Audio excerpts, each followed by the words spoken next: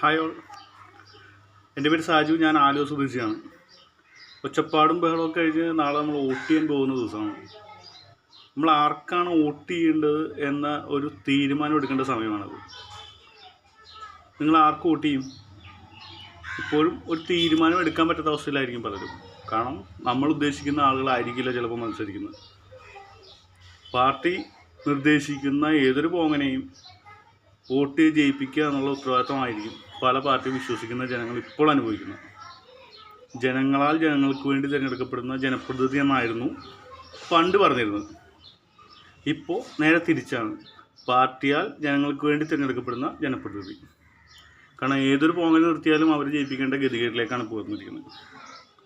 നിങ്ങൾക്കാണ് തീരുമാനിക്കാനുള്ള അവകാശം. ഇവനെങ്കിലും വന്നാൽ എനിക്ക് വേണ്ടിയോ എൻ്റെ നാടിന് വേണ്ടിയോ എന്തെങ്കിലും ചെയ്യാൻ പറ്റും എന്ന് ഉറപ്പുണ്ടെങ്കിൽ മാത്രം ഇവർക്കായി വോട്ട് ചെയ്യുക.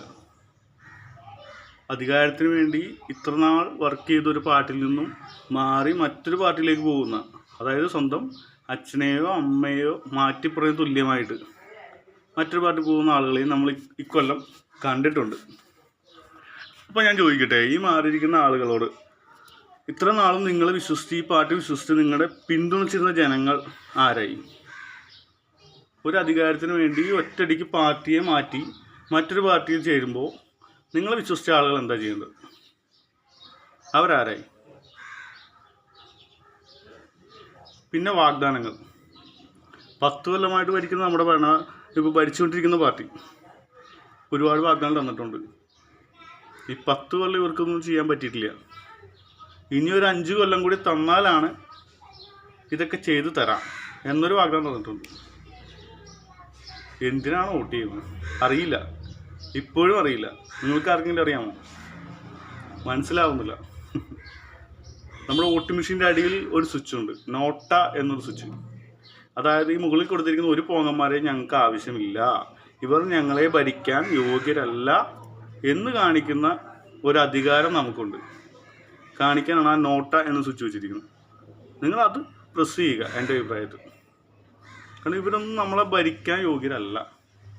ഇവർക്ക് അധികാരം എന്ന ഒരൊറ്റ ഉദ്ദേശം മാത്രമേ ഉള്ളൂ. ഒരുപക്ഷെ വോട്ട് ചെയ്യുന്നത് വരെയാണ് നിങ്ങൾക്കുള്ള അധികാരം. അതിനുശേഷം അവരാണ് തീരുമാനിക്കുക നിങ്ങളെ ആര് ഭരിക്കണം. അല്ലെങ്കിൽ ഏതെങ്കിലും ഒരു പാർട്ടി മുൻകൂട്ടി പറയാൻ തയ്യാറാവട്ടെ, ഞങ്ങൾ ജയിച്ചാൽ ഞങ്ങളുടെ മുഖ്യമന്ത്രി ഇതാണ്, അല്ലെങ്കിൽ ഞങ്ങളുടെ ഭരിക്കാൻ പോകുന്ന ഓരോ മണ്ഡലത്തിലെയും അല്ലെങ്കിൽ ഓരോ വിഭാഗവും നിയന്ത്രിക്കുന്നത് ഇന്ന ആളായിരിക്കുമെന്ന് മുൻകൂട്ടി പ്രവചിക്കാൻ ആർക്കും ഇതൊക്കെ സാധിക്കില്ല. കാരണം അവർക്ക് തന്നെ ഉറപ്പില്ല അവർ ജയിക്കുമെന്നുള്ളത്. അപ്പം നമുക്കാണ് തീരുമാനിക്കാനുള്ള അവകാശം. വോട്ട് ചെയ്യണമോ വേണ്ടയോ എന്ന് തീരുമാനിക്കാം. ഇത്ര നാളും ചെയ്യാത്ത കാര്യങ്ങൾ പെട്ടെന്ന് ചെയ്യുമെന്നാണ് പറയുന്നത്. 1 മാസത്തെ ശമ്പളം പോലും കറക്റ്റായിട്ട് കൊടുക്കാൻ പറ്റാത്ത KSRTC ഫ്രീ ആയിട്ട് യാത്ര. എന്ത് ഫൂളിഷ്നെസ്സാണ് പറയുന്നതെന്ന് നിങ്ങൾക്ക് ചിന്തിക്കാം വോട്ട് ചെയ്യുന്നതിന് മുമ്പ്. കാരണം നാളെയാണ് വോട്ട് ചെയ്യുന്നത്. നമുക്ക് ഇപ്പോഴും തീരുമാനിക്കാൻ സമയമുണ്ട്. ഇതുപോലുള്ള വിഡ്ഢിത്തരങ്ങൾ പറയുന്നവരെ, പല്ല് പോയി മുടി നിറച്ചു എല്ലാം കഴിഞ്ഞാലും പിന്നെയും അധികാരത്തിന് വേണ്ടി തൂങ്ങിക്കിടക്കുന്ന കുറേ എണ്ണങ്ങളുണ്ട്. പിന്നെ ഒരു ബന്ധമില്ലാത്ത കുറേ നടിമാരും നടന്മാരും. എന്താണത്? രാഷ്ട്രീയം തന്നെയല്ലേ?